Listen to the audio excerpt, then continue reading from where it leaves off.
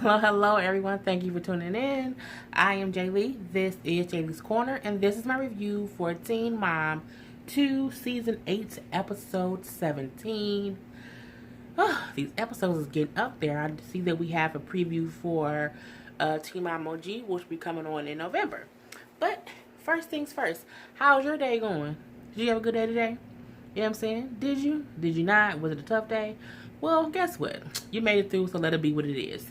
And you know what? As I did last time, everyone drop a comment below just saying, hi, I had a good day. Hi, I had a rough day. Hi, I'm glad the day is over and I can start again tomorrow. But just drop a little comment if you can.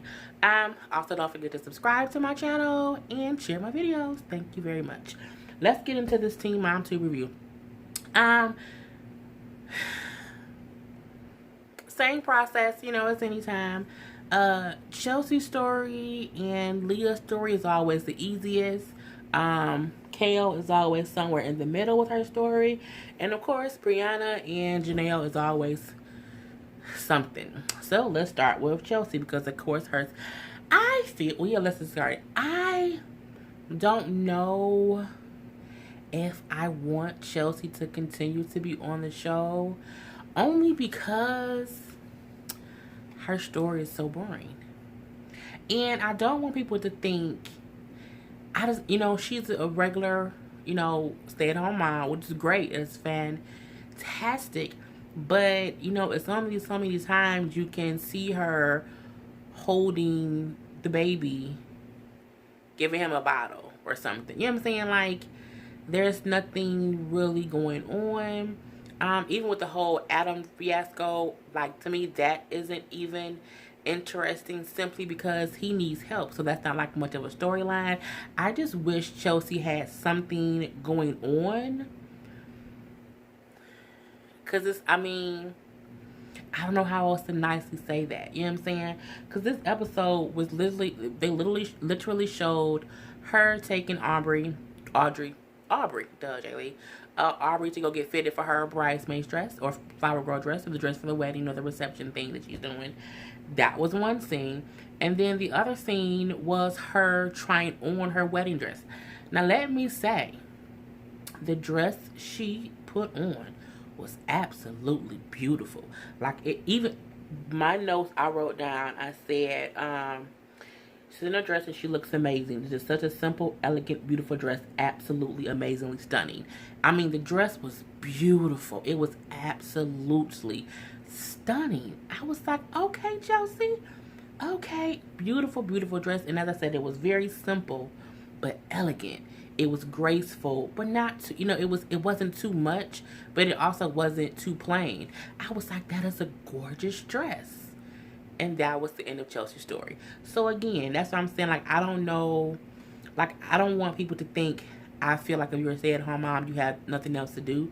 But even stay-at-home moms have, like, interesting stuff.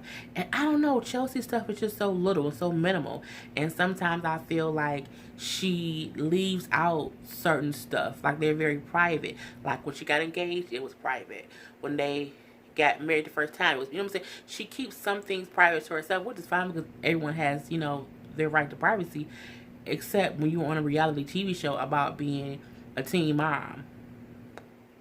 You know what I'm saying? So I just feel like, I don't know if she really has other stuff going on and she just doesn't show it or what. I just, okay, let's not, because nothing else happened with Chelsea. That was literally everything that happened.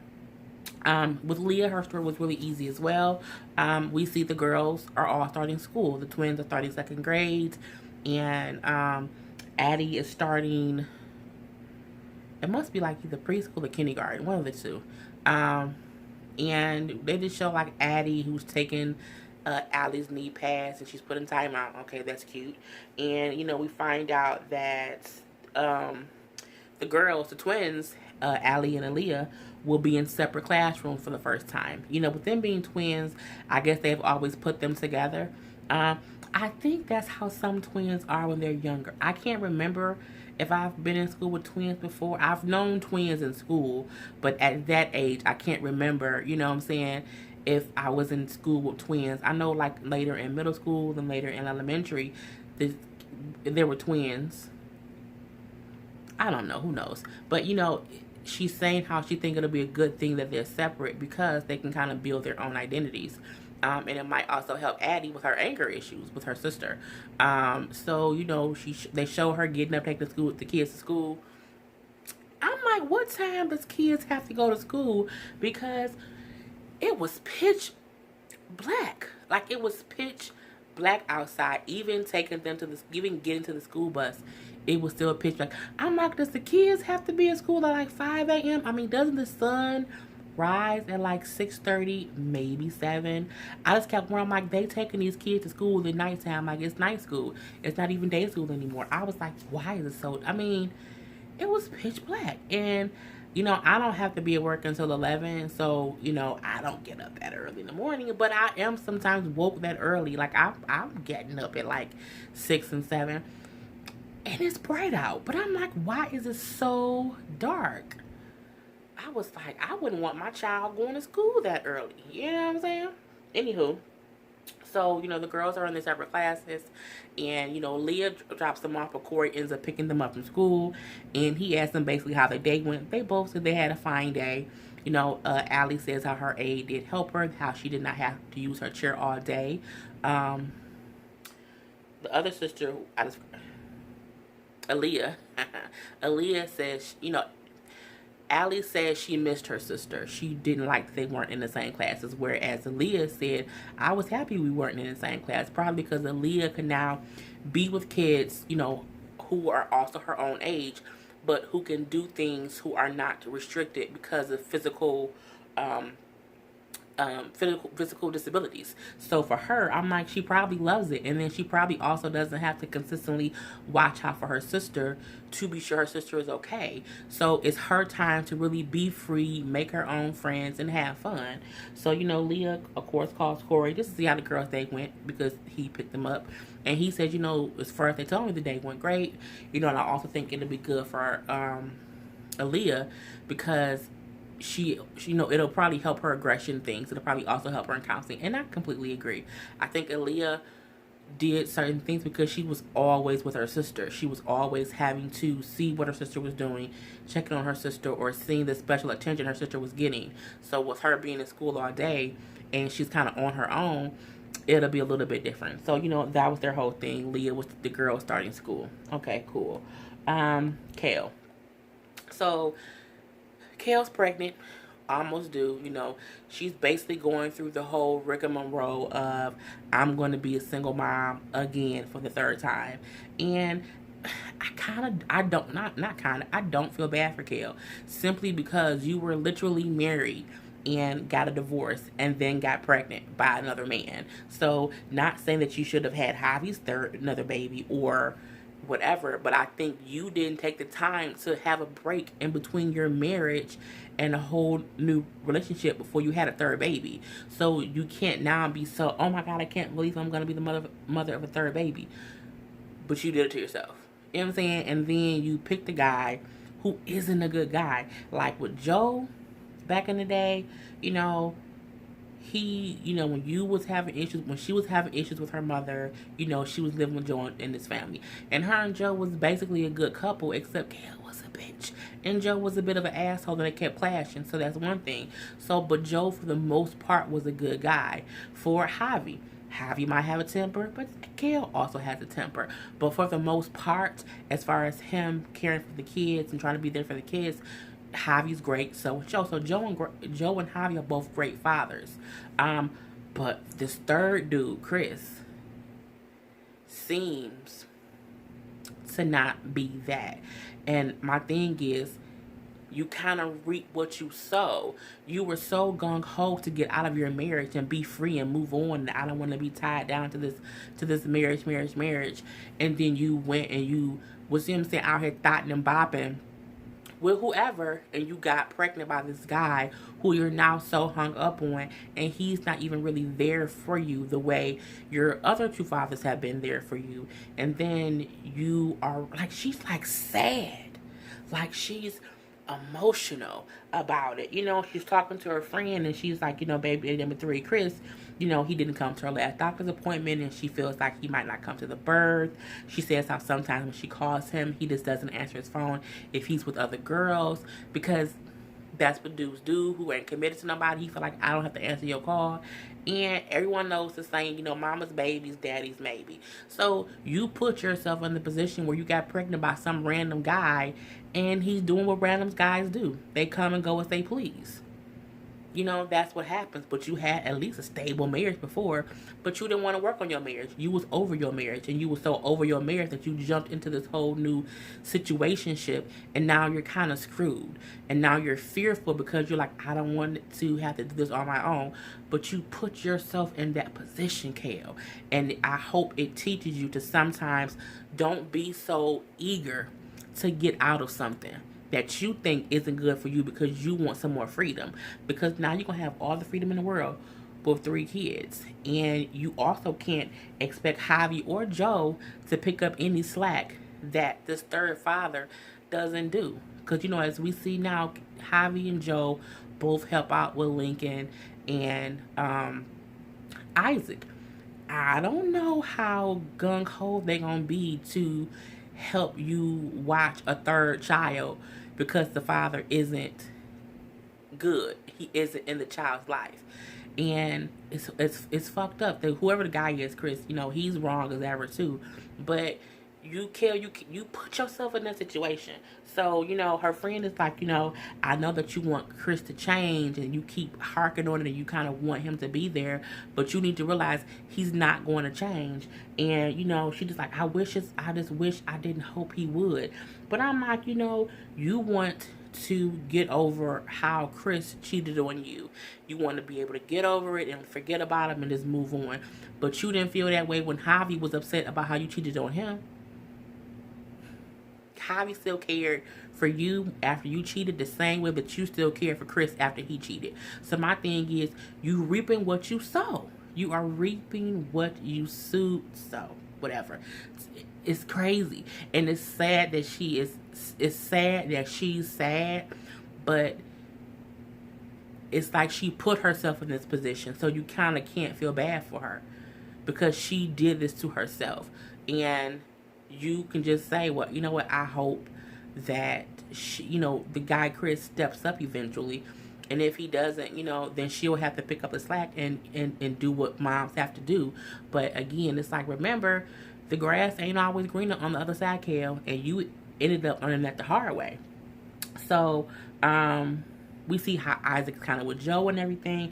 I'm guessing Isaac must have been with Javi, but they didn't show that much. But we saw how Isaac is with Joe. Remember when Joe was cute and sexy back in the day when he was younger?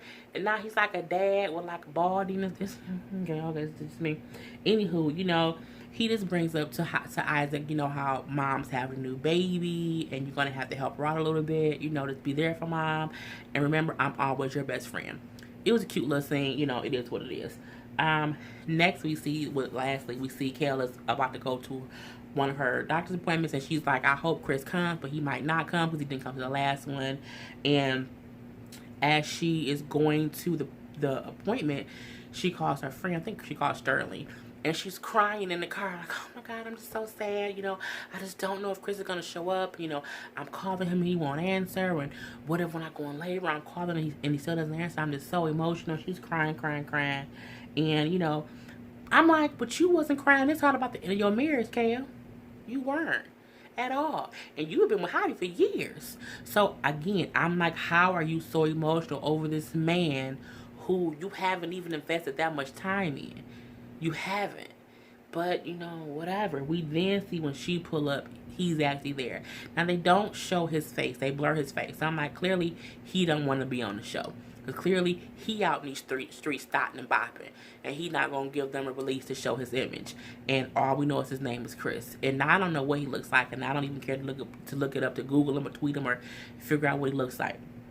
But, you know, she's just crying. Oh, my God, he's here. I'm just so, you know. And I'm like, girl. So she go to her doctor's appointment. but we don't, it was the end of her getting there. He's actually there, and she goes to her doctor's appointment. So I'm just like, you all concerned about him, but you weren't concerned about Javi when you cheated on him. Anywho, so next is Briana. Yes, I'm gonna end it with Jenelle. Briana saying how she has not heard from Lewis since the last time he was at her at the house when her mother went off on him, and she's also bringing up how she has the paperwork for Devon to file for child support, but she hasn't sent it yet. And her friend is like, I feel like Lewis doesn't like being told what to do. I completely agree. I think Lewis doesn't mind when Briana tells him what to do, and when Briana rags on him, I think Lewis get pissed off and fed up when she allows her sister and her mother to then bombard him with what he should, could, and would, and all this other stuff. I think he don't, because when him and Briana talking, he don't be getting mad and leaving. He doesn't, because he just listen to her and it be what it is.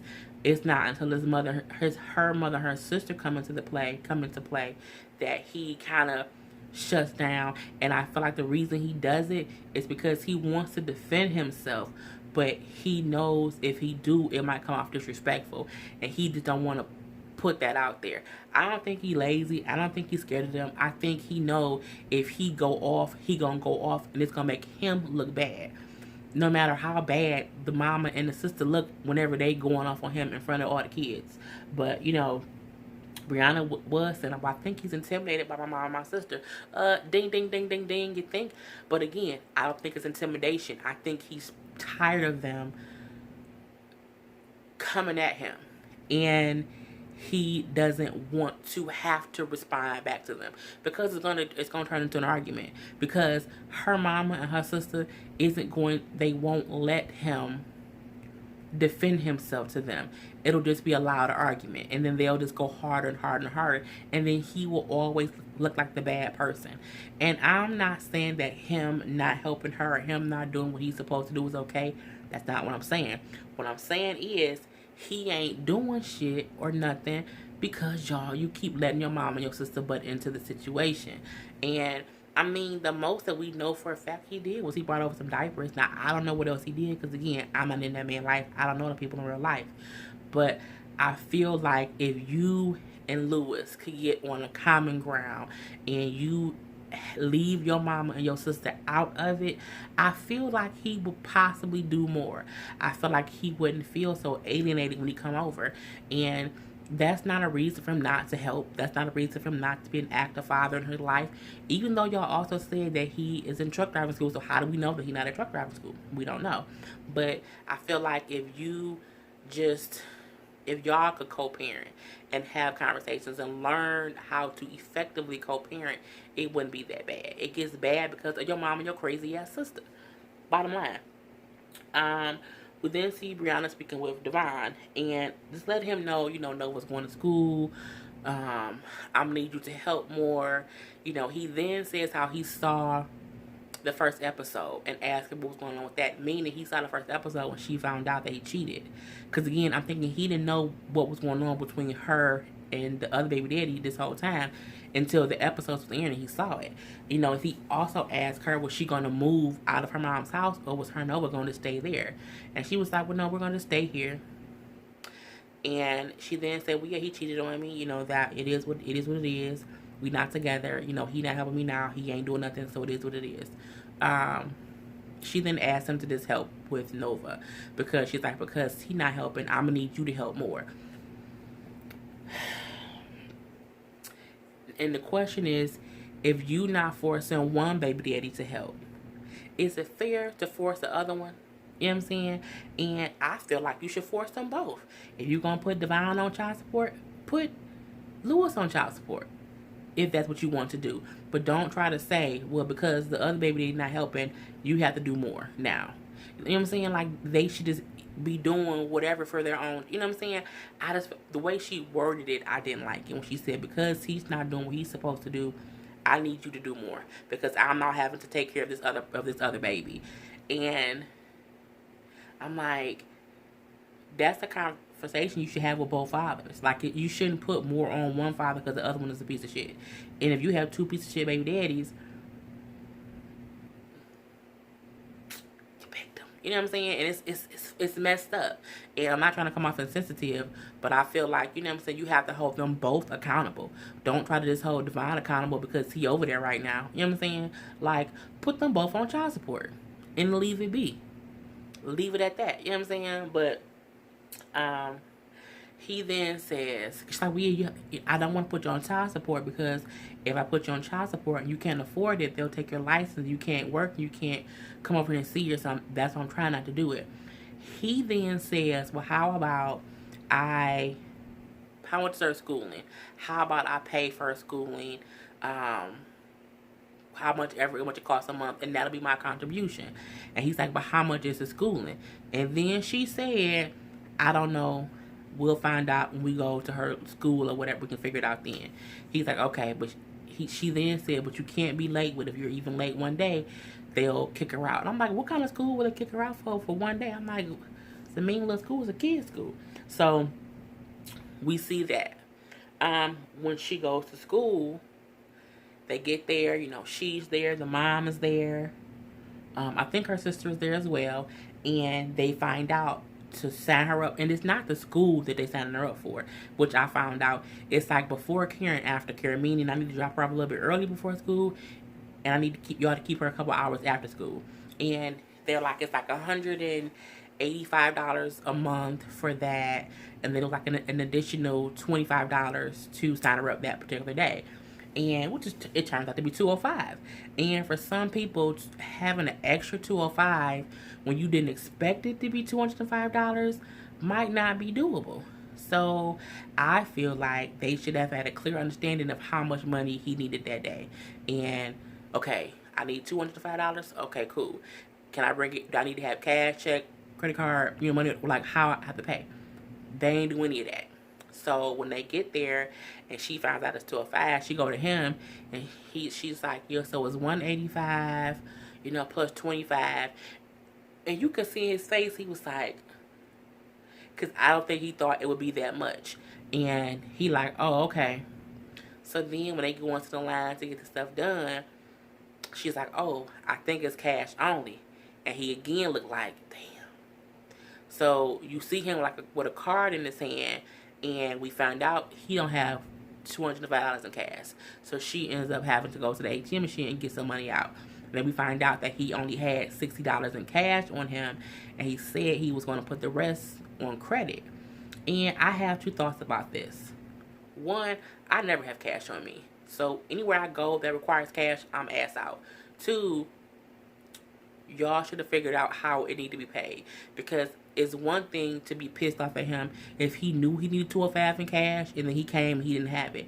But clearly neither one of y'all were prepared, because you didn't have no cash on you either, and you didn't ask him, hey, do you have the whole $205 before y'all got there? So I feel like that was a loss on both ends. And a lot of people do put stuff on credit cards.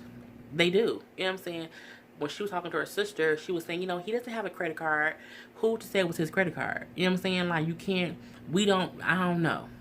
But if they only take cash and I came with whatever kind of credit card, that ain't my fault. Well, it is, because you should have figured it out. So she then says because he didn't help her pay for that, he only gave her $60, she's going to now put him on child support. So she takes the papers that she's been holding for the past 2 months, and she goes to put it in the mailbox to put him on child support. Okay, girl, we're going to see what happens next. But, I don't know how I feel about that. So, Jenelle's story was pretty simple and batshit crazy as usual. They show that Jenelle, David's daughter, and then Jace are in New York. And they're basically getting the kids, fitted for like a dress and a suit for the wedding. And the one thing I did not like about this little thing that they showed was how David said to Jace, well, your mom didn't invite your Mima, because she doesn't want to fight with her on the wedding day. David, why did you bring that up? What does that have to do with y'all being in New York to get tuxes and dresses and stuff for the wedding? Just shut up, David. Okay, shut up. I don't like you. You get on my nerves. I think you abuse Jenelle, and I just don't like your spirits. I just don't. So they get back to their home, and they asked the MTV security guy, Andre, to officiate their wedding. He says yes. They say how they've known him for so long. I guess he's been security for a while. You know, we've known you so long, and we heard that you are, an officiant, so we want you to officiate our wedding. He says yes. They then say, we want to skip the part where it asks if anyone has any objections. And he laughed, and he was like, maybe I'll just whisper it. And they was like, nah, just leave it out altogether. When you have to leave that part out, when you knowingly say that, maybe you shouldn't get married. That's thing one. So next we see, Barbara is like meeting with one of her friends, and we see that she's not invited, and Barbara feel like it's all David's fault, that David has always tried to separate her and Jenelle, and he's the reason their relationship is like just broken to with no repair in sight. And her friend, and I agree with Barb to a certain extent that David does not help her and Janelle's relationship. He does make it worse. He does drill it into Jenelle how horrible Barbara is, which is crazy to me. Why would you want to marry someone who hates your mother? You should marry someone who wants you to have a whole family, but whatever. But Barb's friend is like, maybe he isn't that bad. One minute you say it's Jenelle, the next minute you say it's David. Maybe you're confused. And I'm like, well, Barb, who was this lady? And does she not watch the same show we watch? Clearly they have been issues for years, yes. But it got the worst once she got with David. Because he was just as crazy as Jenelle. And he was just as mean and rude to Barb as Jenelle was. So they feed off each other of hating her. And her friend like, maybe you should just be nice to David. And she's like, no, I'm not going to call him and be nice to him just to be invited to the wedding. I'll cry about it. I'll be sad. I'm sad that, I won't be there. But, it is what it is. And, it's like, whatever. The friend did say, well, maybe he isn't the worst person. If it's their wedding, they will only want people there who support them, and you don't support them, so that's why you're not there. What kind of friend is you? That ain't what I'm here for. I'm not here for your truth, okay? Even though that's true, a person would not want someone at their wedding who does not support their decision. I completely get that. But at the same time, that's your mother, Jenelle. That is you get one mother. Oh, just gets on my nerves. So the next week, it's weird because the next two scenes that they show is just strange. It's one scene where Jenelle is pissed off and David kind of isn't listening to her, and I guess he's not answering his phone. And she's talking to the producers, and they're like, well, what's wrong? And she's like, he's just pissed at me, and I have no friends. I just have no friends. And they're like, what are you talking about? We thought your friends were coming to help you with the wedding. Well, they were, but I told them that they didn't have to come because David had people helping him, so I didn't need them to come. Well, no one's coming to help David. And then my friends, they can't come until tomorrow. I guess tomorrow is the actual wedding. So you're pissed off because your friends, you told that you did not need their help. You told them you did not need their help. And they probably made plans to do whatever else. And now they can't come. First of all, it looks like you don't live close. You can't call someone at the last minute when you've already told them, no, I don't need your help. And then they can't come.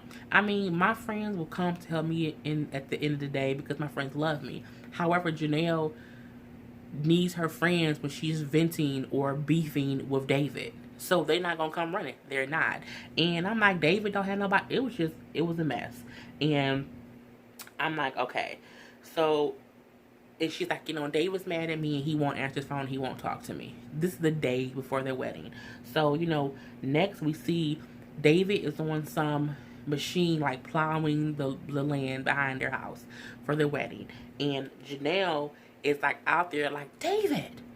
He's like, I'm fucking working. I'm like, okay, really? And he on this little machine, like riding around. I'm like, you gonna run her over? She then walked away. She's pissed off. David's yelling at her. She's then crying. She's calling his name and he's just ignoring her. And then she's like, the producer's like, what's going on? And she's like, until they notice that I exist, I'm not filming anymore. He doesn't care. I want him to ask me what's wrong, but he's not talking to me, and it's stupid. I've been crying all day, and I'm thinking about my mom. I'm thinking about my mom in my head all day, and it's wrong that I would have to think about her, because I don't like that bitch. How you upset with yourself for thinking of your mama because you don't like your mama? What kind of back crazy stuff is that? And then she's like, I shouldn't have to plan this all by myself. You're planning your wedding all by yourself because you have allowed David to help you alienate yourself from your family and your friends. That is why you're doing it by yourself. Okay? Let's call it a spade. Because typically people who love you are around. You want them, they don't come around when they hate who you marrying. So they limit the time that they're around you. Deal with that. So from there, David then tells the crew they need to leave. And then they're like, wait, what's, because they're supposed to be shooting the scenes for the wedding. This is before the wedding rehearsal, and the actual wedding the next day. And he's like, y'all need to leave, okay? And I'm like, okay, he about to beat her. And she's like, you know what? You all need to leave, And they're like, what's wrong? What are you talking? What's going on? And she's like, I'm just sick of everyone. You all need to leave. You need to leave for the rest of the day. I'm just sick of everyone. And I'm like, did he? And then the producer's like, well, should we come back for rehearsal? Well, I don't know if I'm having rehearsal because everything's stupid. I have to go get Jace. I have to go get Kaiser. I don't have 5 minutes to myself. David isn't talking to me. And she's just upset. And, it goes off with her telling the producers and them all to leave because if they don't leave, they're going to... It was just stupid. And their marriage... I do not, and I don't like to wish ill will on anyone. I can honestly say that. I feel like their marriage is not going to work out simply because they are not good for each other. They are not. And I think Jenelle doesn't understand the point of she can do better. And she does not have to settle for a person who accepts her dysfunctional antics in order for her to be happy.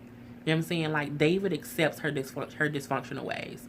And she accepts David's dysfunctional ways.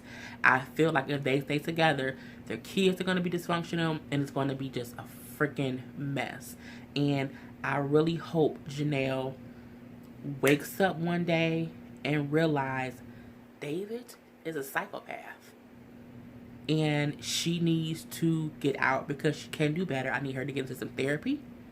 Her and her mother, separately and together. But it was just, because I'm like, you're upset with everyone else for no reason. You were literally upset at yourself for thinking about your mother, who you hate, and you called a bitch.